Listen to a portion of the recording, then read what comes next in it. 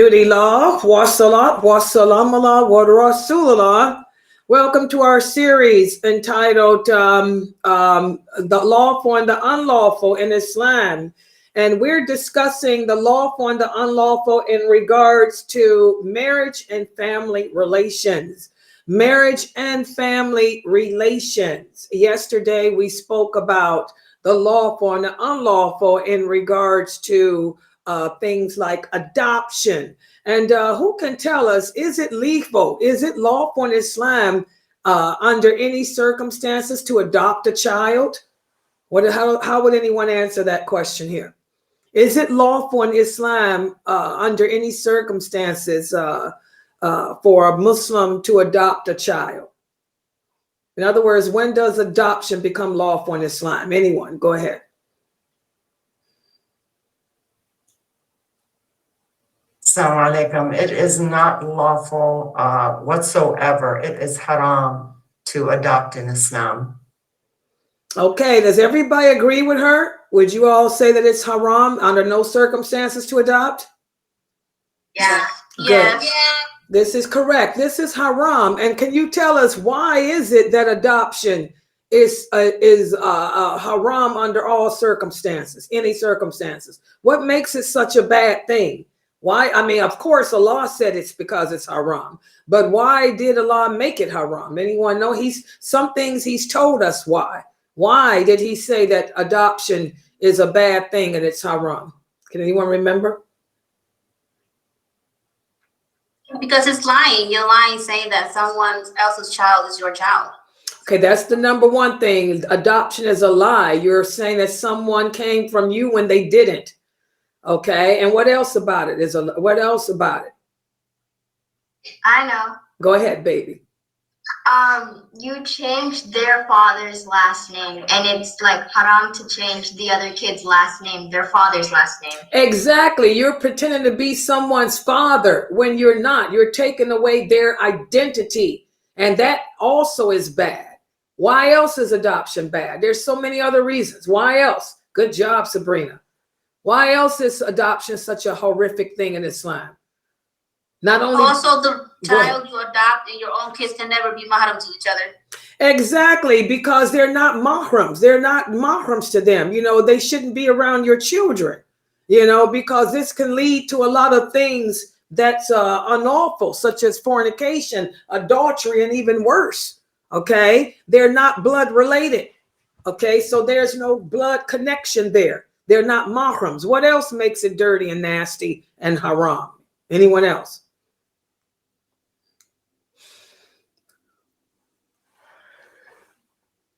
One more thing that you guys didn't mention that needs to be mentioned. Can anyone remember what it is? It destroys. Yeah, if you're a female, well, that also falls into the haram part. Yeah. So we said the mahram part. The mahram part, they're not bloodly related. Number two, it's a lie. It's passing off a person to be your child that's not. You know, also, what else about it? It's a big one.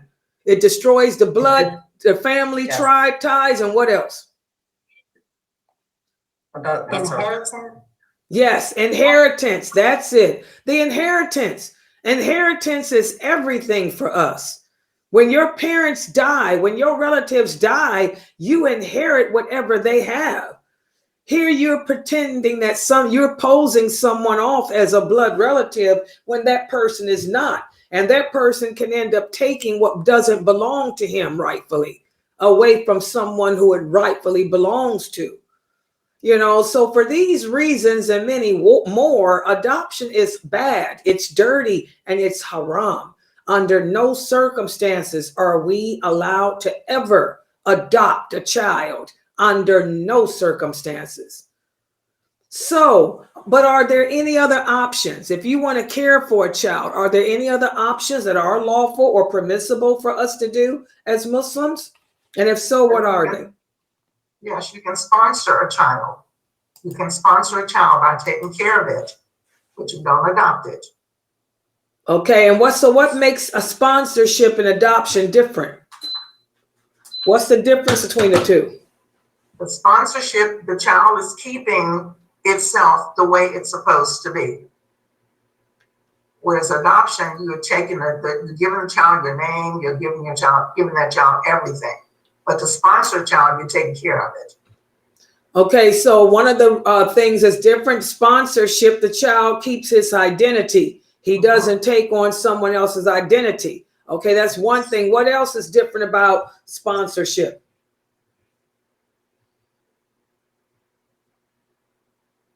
Anyone? What else is different about sponsorship? You're not in the same roof. Okay, when that child reaches puberty, that child doesn't stay under your home. It can't stay with your children because the laws of mahramship are adhered to. That child cannot be alone with you in your home or with your children that are of the opposite gender of it. They're separated. That's the difference too, to keep that blood from being destroyed like that. Okay, any other differences? Okay, also the child that is sponsored does not inherit from you. He's not an inheritor of yours. He's not your son, your daughter, your relative, so he's no inheritor. You're simply providing and maintaining this child out of the mercy of your heart, out of the generosity of your heart for the blessings of Allah, but not because you're trying to make it your kid or pose it off as something or someone that it isn't. Okay, so that's what we discussed about adoption. It's haram, but we can sponsor children. And Islam, in fact, encourages us to sponsor orphans. And by the way, when you do sponsorship, you don't even have to bring them in your home. You can just send a check every month to whatever agency that they are affiliated with, and they can provide for them with that check. Okay, and also yesterday we answered the question, what about in artificial insemination? Is this lawful in Islam? Yes, as long as you and your husband are married. Okay, one of the conditions is you have to be married to that husband, and what else? It has to be both of your products, not someone else. Exactly, his sperm and your egg, no one else's. Can I freeze my husband's eggs and then later on when me and him are divorced, use his sperm to make babies with? No, No, ma'am, it's considered adultery. Exactly. We can't do that. That's adultery. You know, so the man and you and he must be married and living together actively as husband and wife at the time that it's done. Then the child is both of y'all's, and there's nothing wrong with that. Okay, so these are some of the things that we discussed yesterday about paternity. Today, we're going to move on to more about marriage. Let me put the PowerPoint up on the screen. We're going to be discussing the question of abortion. We talked about adoption yesterday. Today, we're going to focus in on abortion and the treatment of our parents, Muslim and non-Muslim. So abortion and equal treatment. Let's look and see what we have here today.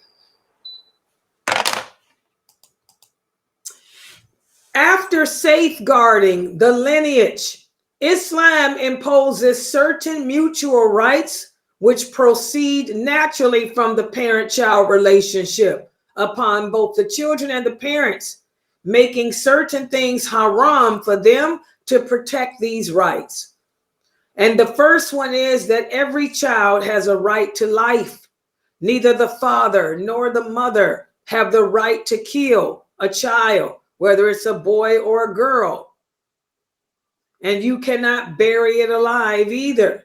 This was done by the Arabs in the Jahiliyyah days, as Allah says, in the interpretation, the meaning, do not kill your children out of fear of poverty, because we shall provide for them and for you. Truly, the killing of them is a great sin. So this outlaws abortion. Under no circumstances, guys, can we get abortions either.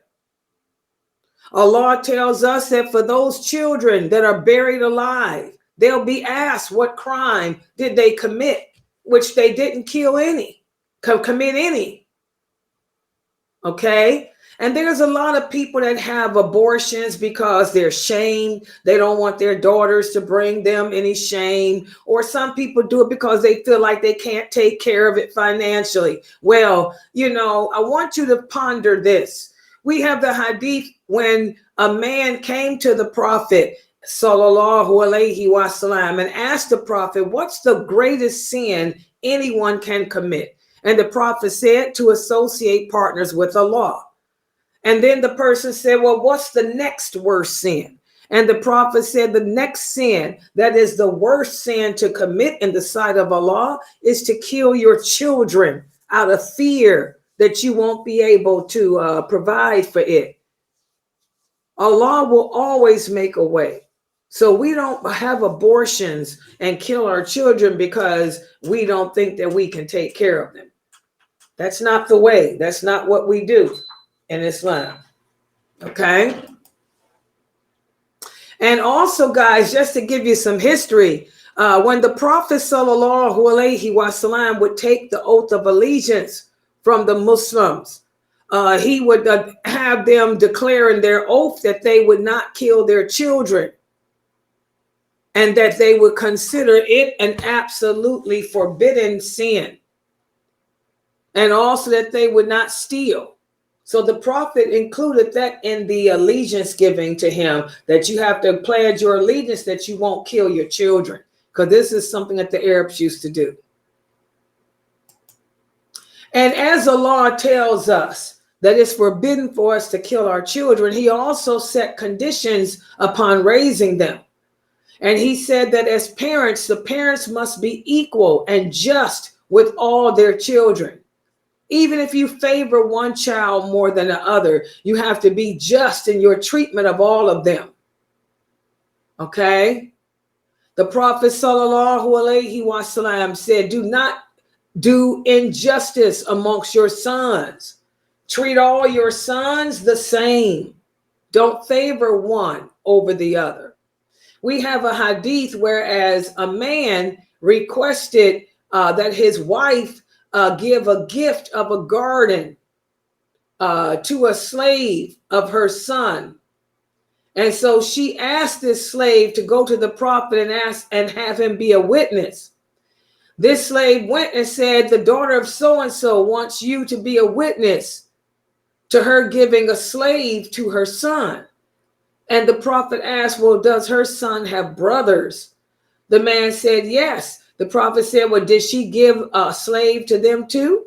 The man said, no. And that's when the Prophet said, I cannot be a witness to other than what is just. This is not just. She's going to reward one son with a slave, but she's not giving the other sons anything. This is not equality. And as Muslims, we don't take part in that. Okay? There's another hadith where the Prophet sallallahu alaihi wasallam said, do not ask me to be a witness to injustice.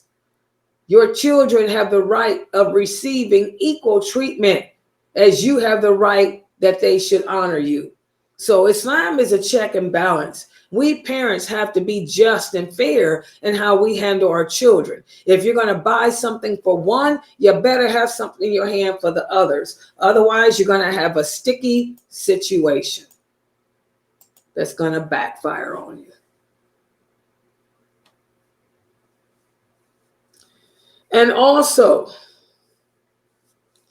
not only does Allah teach us to be just with our kids, but he says, even after death, when you die, don't go over the limits in giving them what Allah has decreed. Now, Allah has decreed in the Quran how much a person should get when a person dies. We can't change that. Whatever Allah has in that surah about how much a woman should get, how much an aunt should get, a cousin, we can never change that. And no parent can deprive his children of their inheritance. For example, you can't deprive the girls or the children of a mother of whose mother is your favorite wife. You cannot show favoritism like that. You have to be just and fair with all your kids. So in Islam, the inheritance is divided up by Allah in Surah Baqarah. And everybody has to get exactly what Allah mentions that they get in Surah Baqarah. Anyone that violates that has committed a horrific sin. Listen to what Allah says in the interpretation, the meaning, your fathers or your sons, you do not know which of them is closer to you in benefit. This is an obligation ordained by Allah, and Allah is just and aware.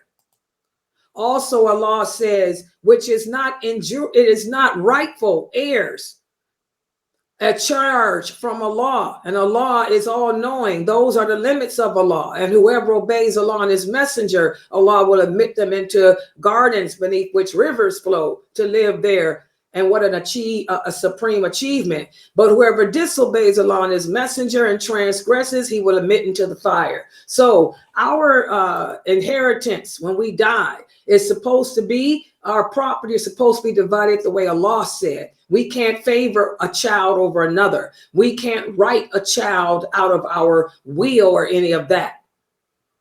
Allah also says whoever disobeys Allah's laws of inheritance has deviated from the just way made plain to him. So we can't deviate away from dividing up our property when we die the way Allah has set it up to be divided in Surah Baqarah. So adoption is haram. Abortion is haram. Inheritance must be given the way Allah has sanctioned in the Quran. Also, it is haram for us to favor some children, to show favoritism with our children. We have to be just with them all, even if you do favor this child more than the other. If you buy for this child, you have to buy something for the other too. It doesn't have to be the same thing. But if this child needs a new pair of shoes, you buy him the new pair of shoes. And at the same time, if that child needs a new winter coat, you buy him his winter coat. The same way you have to be just with your wives. If this wife needs a new car, you get her a new car. If that wife needs a new washing machine, you get her the new washing machine. We have to be just with our children, the same as we have to be just with our wives. And again, Islam is a check and balance, a check and balance. Just as men have to be just with their wives and children, we all have to be just with our parents. We have to show respect for our parents. And let's look and see what Allah says about this. Allah says, in the interpretation of the meaning, and we have enjoined upon man kindness to his parents. His mother carries him in pain, and she gives birth to him in pain. And the period of carrying him and weaning him is 30 months. So here Allah is letting it be known that we have to show respect to for our parents, especially your mother, because she's the one that carried you in her stomach. She's the one that went through all the pain, the agony. So you can never be disrespectful to your mother. We have a hadith, and I've told you this hadith many times. A lot of men get married and their wives and their mothers don't get along. The mother wants you to continue to spend time with her. And then your wife is a new wife. She wants you to be with her. So a lot of men are confused. Who's most deserving of my time? My wife wants me to take her to the movies tonight. But my mother wants me to come over and help her fix her garden. So who's most deserving? Well, this happened during the time of the Prophet too. Sallallahu alayhi wa sallam. A man came to him and said, "O Prophet of Allah, who is most deserving of my time? My wife or my mother?" And the Prophet said, your mother. your mother, and then your father. So what the prophet is saying here in this hadith is the person most deserving of your time is your mom, not your wife, your mom. And then after her, your father. So if your mother needs you to come help her do the garden and your wife wants you to take her shopping, you have to tell the wife, I can't take you. I need to go help my mom. But on the other hand, in another hadith, the prophet said, the person that's most deserving of your money is your wife. You have to take care of your wife and your children first, and what's left over, you give to your mother or your father. See how everything is a check and balance. So if your mother wants you to come help her clean up the garden, your wife wants you to take her shopping, you tell your wife, honey, I can't take you shopping. My mom needs me. But here's $100. Go buy what you need. Your wife is more deserving of your money. Your mother is deserving of your time. Do you brothers get it? Don't get it twisted. Because some mothers out there think that that you got to give them your paycheck because I'm your mama. And your wife don't need you to buy her nothing. No. If your wife wants a new car, you give her the car. She's more entitled to your money. Do you brothers understand that? The money, the paycheck goes to your wife and children. Your time, your companionship goes to your mother. Everything is a check and balance in Islam. Allah didn't give too much power or too many rights to one. Everything balances out. Okay? We have another hadith, whereas the Prophet sallallahu alaihi wasallam said, shall I not tell you about the three major sins? He said the first major sin is to associate partners with Allah. The second major sin is to show disobedience to your parents. And the third major sin is to lie and give false testimony. So here you can see we have to obey our parents too, but pay attention. There's a catch. This does not apply to any woman who has been married. You guys hear it? Once a girl gets married, her obedience is not to her mother anymore, nor is it to her father anymore, nor is it to her uncles, her brothers, or nobody else but her husband. So what does that mean? That means right now, if my mother were to call me right now and say, I want you to come over here, I tell her, no, I ain't coming nowhere. I'm your mother. I don't care. My husband told me that I can't leave the house. I have to obey my husband, not you. Well, I'm your mother. Yes, you are. And may Allah bless you. But he's my husband. He's my imam. He's my imam, my leader, not you. Once I got married, that obedience ring was severed. And it was transferred from you and dad to him. Y'all understand that? That's why if your husband tells you he don't want your mama or your daddy in your house, in his house, you have to listen to your husband. You tell mom and dad if they come to the door, like Habiba told Abu Sufyan, I can't let you in here. I'm your father. I'm your mother. So what? My husband said you are not welcome in his house, and this is his house. So adios. You'll understand that? So the hadith and the law about obedience to the parents, for you brothers, you men, this is all throughout your life. But for the women, our obedience to our parents is shifted. It shifts from the parents to our husband when we get married, but we remain respectable to our parents. We do just like Habiba did. We respectably look at your mother and say, you're not welcome in here, and close the door. You don't cuss her out. You don't yell and scream at her. You just say, you're not welcome here. Orders of my husband. And you close the door.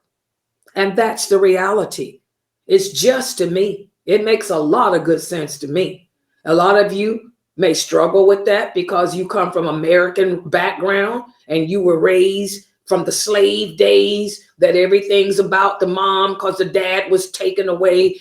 Chicken George was hauled off the plantation. Well, that's life. That's your life. Though you should be over that life. Your culture is now Islam. Once you convert to Islam, your culture is Islam. In our culture, there's no obedience to the parents. If you are a female and you get married, it goes to the husband, but you always maintain respect for your parents. Everybody understand that?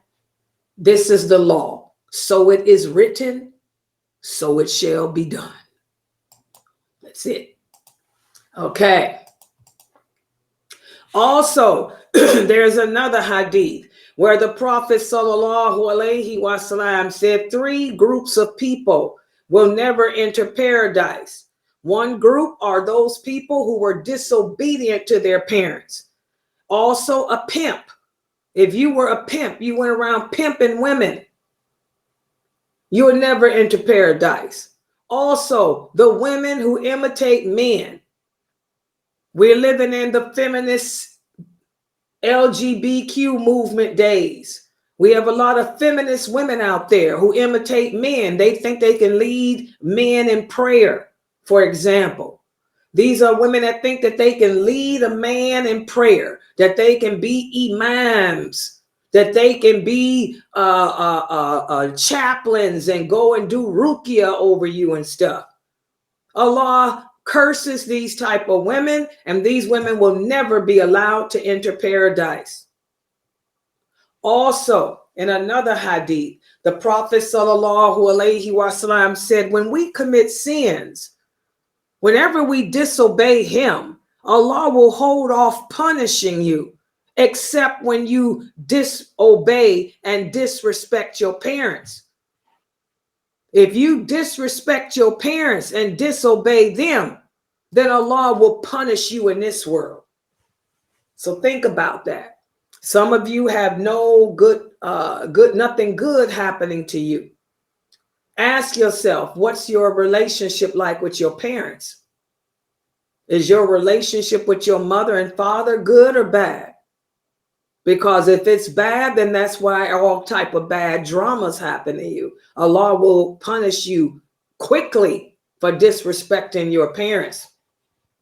I remember years ago, a brother I knew, he got mad one day and beat his mother up. He was 21 years old, got mad because his mother wouldn't let him use her car. So he beat her. He actually hit his mother, smacked her in the face, knocked her down, beat her up like he would beat a dog on the street. And then he called her the B word and walked out and went to catch the bus to go where he was going. As he was standing there waiting at the bus stop, 2 teenage kids came up out of nowhere and shot him in his back, and he was paralyzed for the rest of his life. This was just minutes after beating his mother so horrifically because she didn't let him use her car. That's how quick Allah is in punishing people who disrespect their mothers and their fathers. So think about that. A lot of you children, think about that when you talk back and treat your parents badly. Also, these rules apply to non-Muslim parents too. Okay, a lot of people say, well, how should my relationship be with my family who are not Muslim? The same way, as long as your mother and your father are not enemies to Islam, enemies to Allah. What does that mean? As long as your mother and father are not abusing you because you are Muslim, calling you out your name, trying to make you not practice your religion. As long as your non-Muslim parents are not doing that, you treat them with the same respect and dignity. Okay? Allah says that in the Quran, in the interpretation, the meaning, be grateful to me and your parents. And to me is the final goal. But if they strive to try to force you or convince you to not to associate partners with me, then don't obey them. But instead keep company with them in a kind way, the way Habiba did with Abu Sufyan, her father. She didn't call him out his name. She was very respectable. She just told him that he couldn't come in the Prophet's house. Okay? And also, guys, don't go around cursing other people's parents either. The Prophet said among the major sins is a man who curses his own parents. And somebody asked, how can you curse your own parents? The Prophet said, when you insult somebody else's mother or you insult somebody else's father, in turn, they will insult yours. So that's how you end up cursing your own parents. So we have to be careful of this. So again, guys, abortion is haram. Every child has the right to live. You can't take that life from them. And when you have your children, you have to be just and fair with them. You cannot favor one child over another. And on the other hand, the children have to be respectable to the parents.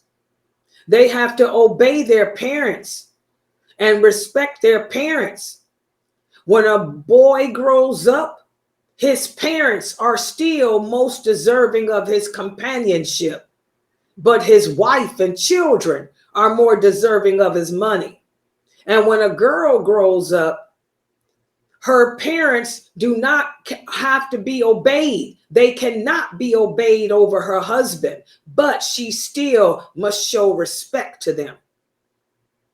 And even if your parents are not Muslims, we have to treat them with kindness and respect. If they're enemies to Islam, we distance ourselves from them, but we're still kind and respectable. So these are the things that we went over today in this series on the lawful and the unlawful. Are there any questions or comments?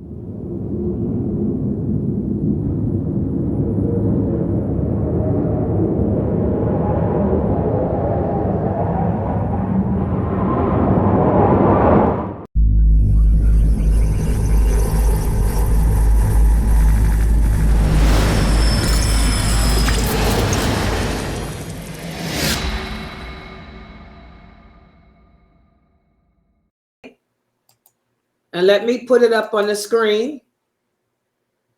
And of course, this is from the book entitled Beware. And inshallah, everybody has a copy of that book composed by Sheikh Muhammad Saeed Atlee. I hope you guys have ordered it from off of his website, atleeonline.com. And we will be looking at the hadith that speaks about cursing time. Cursing time.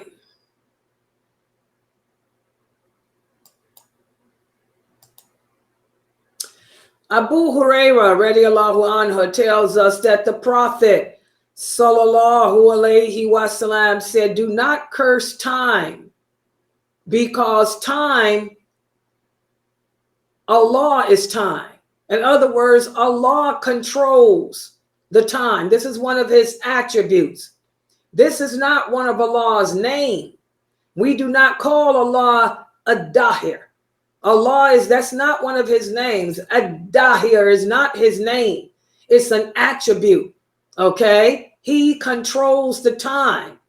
Time moves fast, slowly. It's controlled by him. So if you curse the time, you're cursing him. And how does a person curse time? Let me give an example. Oh man, I hate it. The day went too fast. Oh my God, I hate it. Daggone it. The day went too fast. You're cursing Allah. I hate the time. I hate that it went too slow. Oh my God, I want to go home from work. It's going too daggone slow. Allah is in control of the time. So we have to be careful. We have to learn to accept the qadr of Allah. Allah moves the earth. He moves the time within it. He moves us within it. We have to accept how Allah does and how he wills what he wills without cursing it, because then we're cursing him. So don't say, I hate the fact that time went by so quickly. I hate the fact that today is gone, or I hate this about the time, or I hate how slow it's going. Don't do that. Learn patience, because you're cursing Allah. So what do you learn from this hadith? Well, you learn that we should watch what we say out of our mouths all the time.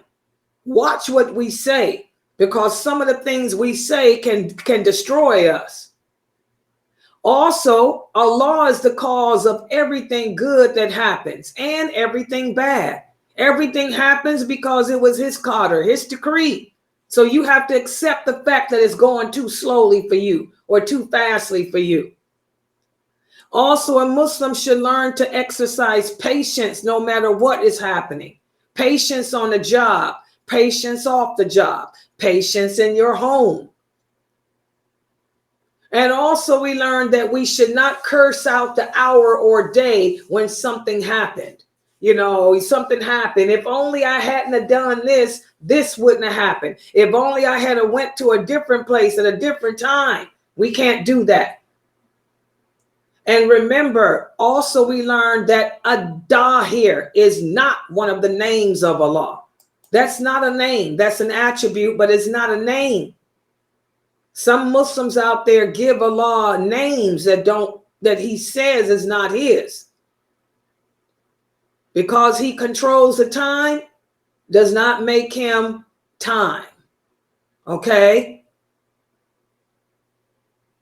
Because he's the bringer of bad things, that's not a name either. Because Allah can cause bad things to happen, we don't call him the bringer of bad things. So be careful of the names that we give to Allah too. So that's the hadith for tonight. And it's a wonderful night for us to, the wonderful hadith for us to ponder. Okay, so alhamdulillah, we've come to the end of our classes tonight. This is at 10 o'clock.